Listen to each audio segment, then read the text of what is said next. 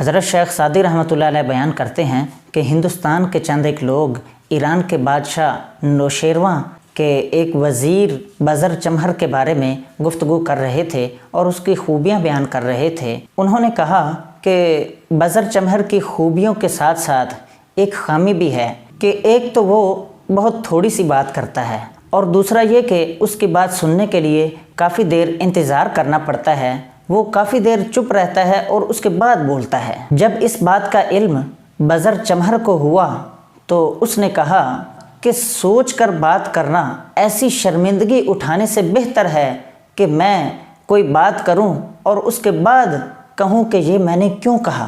دوبارہ سنیں، اس نے کہا کہ سوچ کر بات کرنا ایسی شرمندگی اٹھانے سے بہتر ہے کہ میں کوئی بات کروں اور اس کے بعد کہوں کہ یہ میں نے کیوں کہا۔ دانا انسان ہمیشہ سوچ کر بات کرتا ہے اور اس سے پہلے بات کو ختم کر دیتا ہے کہ لوگ کہیں کہ بس کرو، بات کو ختم کر دو۔ قوت گویائی کی وجہ سے، بولنے کی وجہ سے، نطق کی وجہ سے انسان جانوروں سے بہتر ہے۔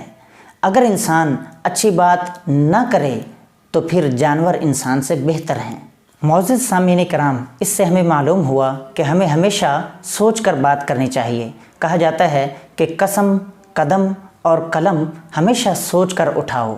عقل مند انسان پہلے سوچتا ہے پھر بولتا ہے اور بے وقوف انسان پہلے بولتا ہے پھر سوچتا ہے، لہٰذا ہمیں سوچ سمجھ کر بات کرنی چاہیے۔ بہت شکریہ۔ السلام علیکم۔